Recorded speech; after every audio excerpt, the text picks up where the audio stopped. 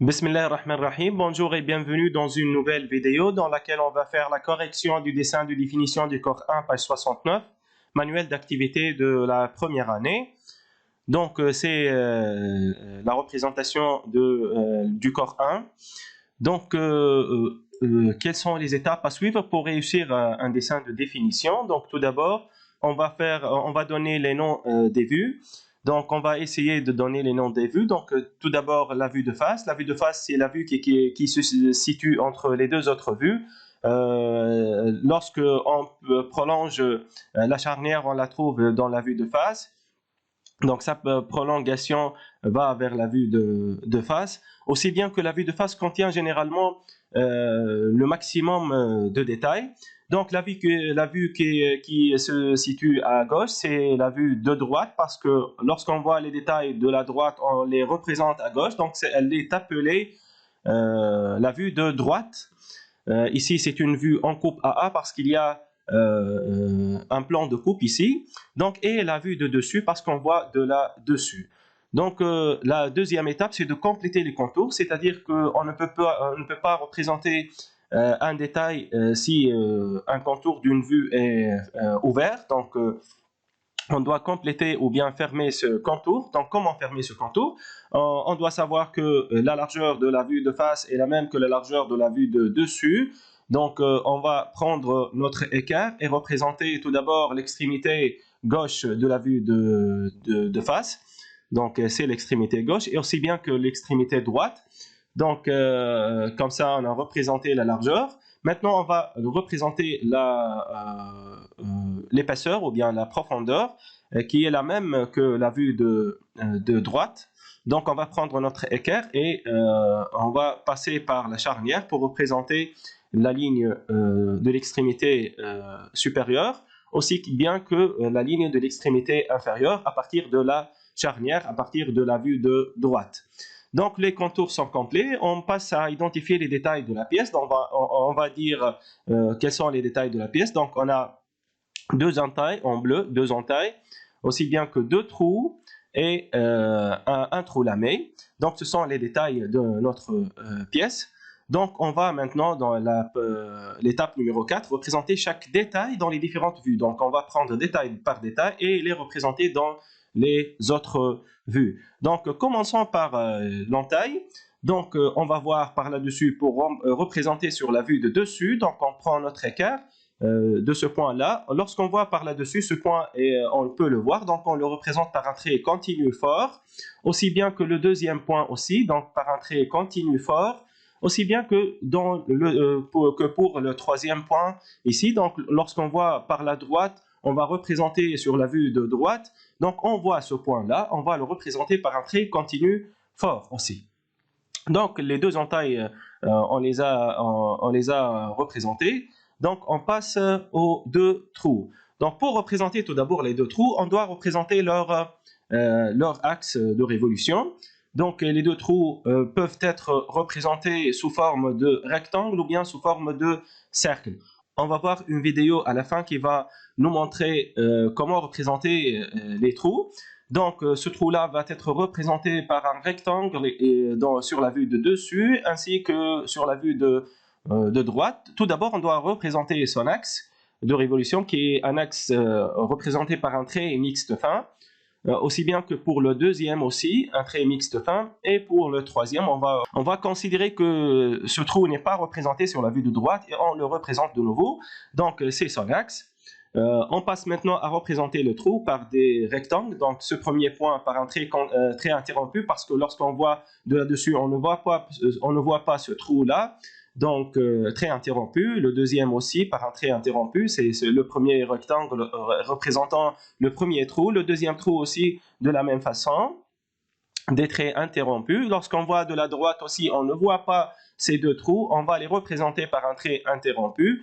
Donc, ces deux trous se confondent, donc ils sont représentés par deux traits interrompus. Donc, on passe maintenant à parler du trou lamé. Donc, pour le trou lamé, il est ici dans le milieu de la pièce, aussi bien que dans la vue de droite. d'après la pièce en 3D ou bien le dessin d'ensemble de clé pour filtre à huile. Donc, le trou lamé se trouve au milieu de la pièce, exactement. Donc, on va prendre cette dimension et la diviser par 2 et la représenter par un trait mixte fin, représentant l'axe du trou lamé. Et on va le transporter ou bien le transférer vers la vue de dessus aussi, parce qu'on va représenter ce trou lamé par des cercles ici sur la vue de dessus. Et on va voir à la fin de la vidéo pourquoi est-ce que ça se représente sous forme de cercle. Donc, 2 cercles ici et des rectangles dans la vue de droite. Donc, on va prendre notre compas et prendre ce rayon-là pour représenter ce cercle, aussi bien que pour ce rayon-là, pour représenter le petit cercle. Donc, les deux cercles se voient et se représentent sous forme de très continu fort, parce que lorsqu'on voit de là-dessus, on peut les voir les deux. On va les représenter maintenant sur la vue de droite. Donc, comment faire? On va prendre notre équerre, représenter le premier point, donc un premier trait, un deuxième trait, un troisième trait et un quatrième trait pour les transférer vers la vue de droite. Donc, on met notre équerre de la façon suivante. Pour transférer la première ligne, donc de la façon suivante, on va supposer toujours qu'il n'y a pas de coupe. On va parler de la coupe à la fin de la vidéo.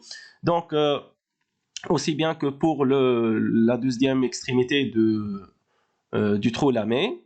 Donc, pour le perçage aussi de la même façon. Donc, ce sont des traits interrompus parce qu'il n'y a pas de coupe jusqu'à maintenant. Donc, puis on va séparer les deux par la vue à partir de la vue de face. Donc, on met l'équerre de la façon suivante et on sépare les deux. Donc, jusqu'à maintenant, on a complété les deux entailles, les deux trous et le trou lamé sans avoir recours à la coupe. Donc, maintenant, on va effectuer la coupe AA. Donc, tout d'abord, lorsqu'on coupe sur un plan de coupe AA, la partie, les deux flèches vont être ici dirigées vers la vue de droite et la partie qui est à droite des flèches, c'est-à-dire derrière les flèches, va être supprimée, on ne va pas la voir pour la vue de droite. Hein. Donc maintenant la vue de droite va être appelée vue de droite en coupe AA et on va changer ce qui va être changé. Par exemple, l'entaille qui était ici a été supprimée, mais cette entaille reste, donc on doit la représenter. Lorsqu'on voit par la droite cette entaille, on ne la voit pas, donc elle ne va pas être représentée par un trait continu fort, elle va être représentée par un trait interrompu, donc ça se change. Aussi bien que pour le trou lamé, il va être coupé, donc il va être représenté par un trait continu fort. Donc, il ne reste que de faire les hachures qui vont couvrir la surface coupée, qui est cette surface-là et cette surface-là. Pour cette surface, c'est un trou, donc c'est pas une surface coupée. Donc, on a arrivé à compléter la représentation du dessin de définition du corps 1. On va parler des différentes vues à partir de la pièce en 3D. Donc, la pièce contient 3 détails qui sont les deux entailles à droite et à gauche, ainsi que 2 petits trous et un trou lamé. Donc, c'est un trou lamé. Donc, on va voir les deux entailles de la vue de dessus. Donc, ce sont les deux entailles. On va les voir de la vue de dessus. Donc, qu'est-ce qu'on va voir? On va voir ces deux arêtes-là. Celle-ci et celle-là. Donc, 2 arêtes. Donc, ces deux lignes vont être représentées par des traits continus forts parce qu'on les voit lorsqu'on voit de là-dessus. Lorsqu'on va voir de la droite, donc qu'est-ce qu'on va voir? On va voir cette ligne-là, donc la ligne suivante, c'est celle-là. Donc, qui va être en trait continu fort. Donc, on va passer à parler sur les deux petits trous. Donc, ces deux trous, dans la vue de face, vont apparaître sous forme de cercles, donc 2 cercles.